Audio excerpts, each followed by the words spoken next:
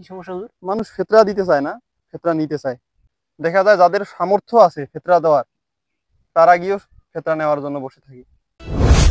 ফেতরা তাদেরকে দেওয়া উচিত যারা হচ্ছে দুস্থ, তারপর হচ্ছে একবারে ঋণগ্রস্ত, কৃতদাস, বা হচ্ছে নবমুসলিম, বা কোনো বাহির থেকে আসছে মুসাফির ব্যক্তি, তাদেরকে, বা যারা ইসলামের জন্য কাজ করতেছে তাদেরকে। তা সভাপতি সাহেব ফেতরা কি দেওয়া শুরু করছেন নাকি? না, চিন্তা করলাম যে পরশুদিন দিব, কারণ সবাই এখনো খাতা জমা করে নাই তো। তো তোমাদেরটা কবে জমা করবে? কি বলেন সভাপতি সাহেব, ফেতরা তো আমরা নেই প্রতি বছর। কি অবস্থা! এই একটা গ্রামত আসছি, নদী ঘাট ব্রিজেরও কোনো খোঁজ খবর নেই। হুজুর, ওই বৃষ্টি এবার হবে, বুঝছেন, বাজার টাজার সব হয়ে গেছে। আমার মনে হয় 2-4 দিনের মধ্যে কাজ ধরবে। এসব শুধু কথাবার্তা শুনতেছি কতদিন থেকে। না না, এবার হবে। হবে? হ্যাঁ। খুব তাড়া নাকি বাসের মিয়া? হ্যাঁ, একটু বাসায় কাজ আছে। আপনাকে অনেকদিন ধরে একটা কথা বলতে চাচ্ছি। জি হুজুর, বলেন।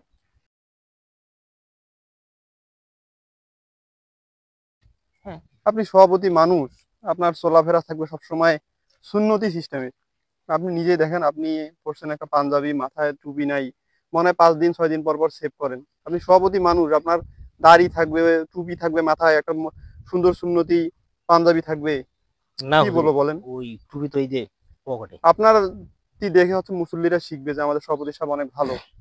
কি বলবো, সি সি সি। না হুজুর, ওই যে আমি নিয়ত করছিলাম যে এই দাড়ি রাখবো। না, দাড়ি রাখতে শরম লাগে।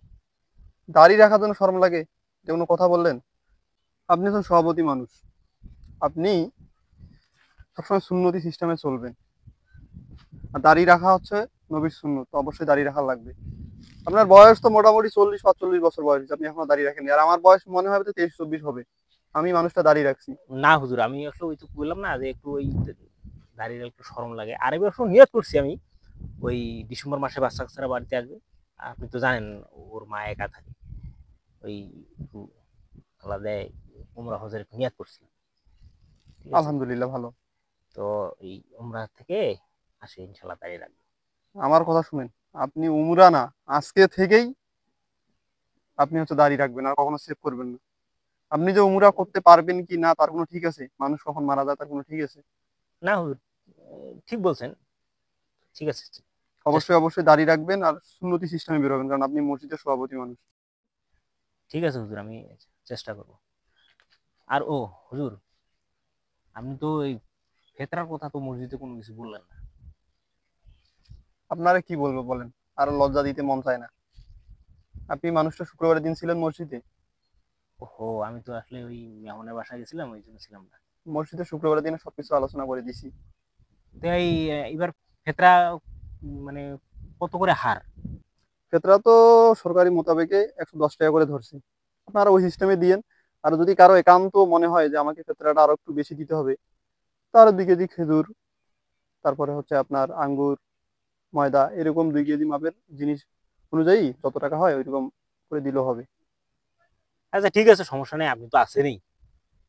হ্যাঁ, আপনি সাথে থাকলে তো আর কোনো সমস্যা নেই। কিন্তু আপনাদের মসজিদে তো আরেকটা বড় সমস্যা, কি সমস্যা হুজুর? মানুষ ফেতরা দিতে চায় না, ফেতরা নিতে চায়। দেখা যায় যাদের সামর্থ্য আছে ফেতরা দেওয়ার, তারা গিয়েও ফেতরা নেওয়ার জন্য বসে থাকে। এরকম তো আমার জানা মতো নাই হুজুর। নাইও? কি বলেন! আপনি একটু খোঁজ খবর নিন, আমি খোঁজ খবর নিছি। অনেকে আমাকে ক্লেম করছে, অনেক ইয়া, যে এদের তো জমি জায়গা আবাদ করে 2-3 বিঘা, আর্থিক অবস্থা ভালো আছে, এরা ফেতরা দিবে, এরা ফেতরা নেয়। না হুজুর, আমরা তো ওই তো আমাদের জমাতে যারা আমাদের চেয়ে নিম্ন আর কি, মূলত আমরা ওদেরকেই ফেতরাটা দিই। এটা তো ঠিক না। ফেতরা তাদেরকে দেওয়া উচিত যারা হচ্ছে দুস্থ, তারপর হচ্ছে একবারে ঋণগ্রস্ত, কৃতদাস, বা হচ্ছে নবমুসলিম, বা কোনো বাহির থেকে আসছে মুসাফির ব্যক্তি, তাদেরকে, বা যারা ইসলামের জন্য কাজ করতেছে তাদেরকে। কিন্তু ওদের তো একবারে সচ্ছল, ওরা চলতেছে, ওদেরকে কেন আপনার ফেতরা দিবে? তাহলে তো বিশাল বড় ভুল করে ফেলছে হুজুর। অবশ্যই ভুল। ভুল করছেন এর আগে, এখন থেকে আর ভুল করবেন না। তাহলে তো আমরা মানে যে হকদার, মানে প্রাপ্য হকদারকে হকটা না দিয়ে তো আমরা, এটি তো তাহলে গুনাহ হয়ে গেছে তাহলে। এটা বিশাল বড় ভুল করছেন আপনারা। আপনারা একটা জিনিস ভাবেন, তাদের কাছ থেকে যদি আপনার ফেতরাটা আদায় করেন, এতে অর্থের পরিমাণটা অনেক বেশি হয়ে যায়। আমরা যদি গরিব মানুষদেরকে এটা একটু পরিমাণে বেশি দিতে পারি, তাহলে তারা ঈদটা খুব সুন্দরভাবে কাটাতে পারবে। না হুজুর ঠিক বলছেন। তাহলে এইবার মানে সবাই মিলে বসে কথা আপ- বলবেন। আপনিও থাকবেন, আমরা এই অবশ্যই লিস্ট থাকবো। করব। লিস্ট করব মানে যে প্রাপ্য তাদেরকে দিব। আমরা তাদেরকে দিব, আর আর যারা যদি আমরা লিস্টে দেখি যে আমাদের সমাজে ওইরকম ব্যক্তি নেই, তাহলে অবশ্যই আমরা ইতিমখানায় দিব। নাই। মানে ইতিম বাচ্চা আছে, মসজিদে দিব, মাদ্রাসায় দিব। না হুজুর এটা ঠিক বলছেন। আচ্ছা ঠিক আছে হুজুর, চলেন আমার বাসায় আবার কাজ আছে। আচ্ছা চল। আসেন। আসসালামু আলাইকুম হুজুর। ওয়ালাইকুম সালাম, কি অবস্থা সুবহান, ভালো আছো? জি আলহামদুলিল্লাহ ভালো আছি হুজুর। কবে আসছো? গত পরশুদিন হুজুর। তো কই বের হইছো, কই যাচ্ছো? একটু বাজারে যাচ্ছি। ও আচ্ছা, যাও। হুজুর ওই ফেতরার টাকা কি বিতরণ হয়ে গেছে নাকি? না, ফেতরার বিষয়ে কথা বলছিলাম সভাপতি সাহেবের সাথে। সভাপতি সাহেব বললো যে পরশুদিন আর কি বিতরণ করবে। হুজুর ফেতরার হার কত এবার? সরকারি মোতাবেকে 110 টাকা করে ধরছে। ওটাই বলছিলাম, মসজিদের শুক্রবারের দিন। আর যদি কেউ এর চাইতে বেশি দিতে চায়, সেক্ষেত্রে 2 কেজি খেজুরের সমপরিমাণ অর্থ দিতে পারে, বা আঙ্গুর, এরকম ফল সমপরিমাণ অর্থ দিলেই হবে। তা হুজুর দায়িত্বে কি আছে না বিতরণ হয়ে গেছে? না, বিতরণ এখনো হয়নি, দায়িত্বে আছে সভাপতি সাহেব। ও তা হুজুর ঠিক আছে। আচ্ছা আসসালামু আচ্ছা, আলাইকুম। ওয়ালাইকুম সালাম।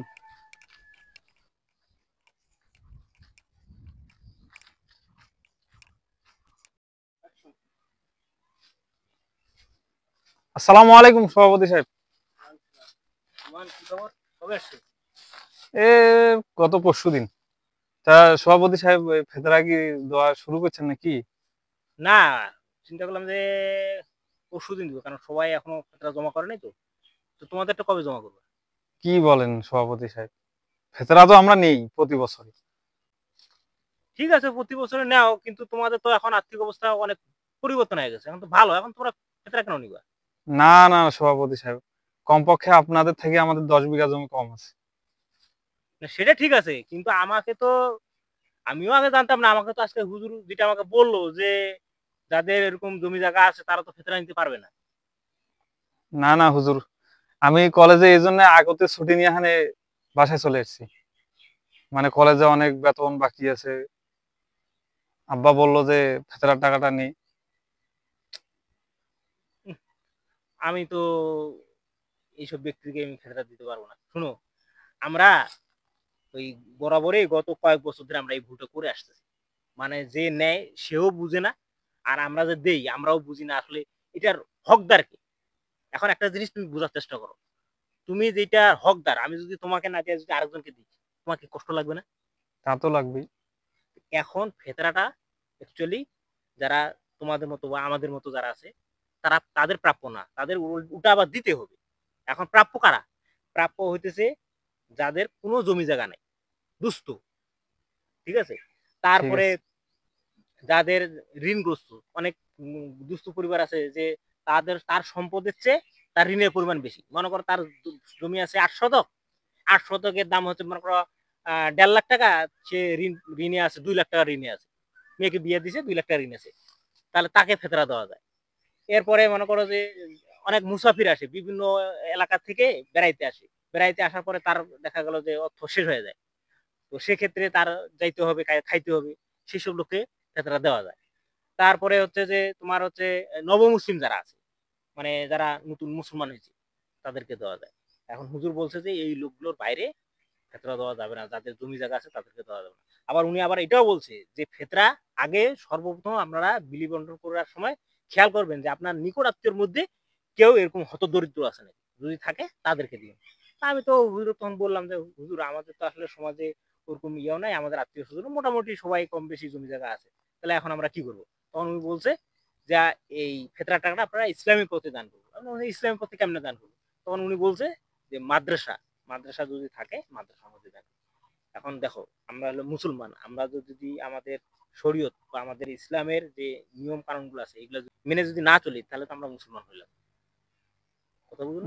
বুঝছি বুঝছি। এখন ঘটনা হচ্ছে যে আগে আমরা যেটা করছি আমরা আমাদের হয়তো ভুল থাকতে পারে, তোমরাও ভুলে নিছো, আমরাও ভুলে দিছি, ঠিক আছে? এখন আর এটা ভুল করা যাবে না। তুমি তোমার আব্বুকে বলিও যে এখন তো আমাদেরকে ফেতরা দিতে হবে।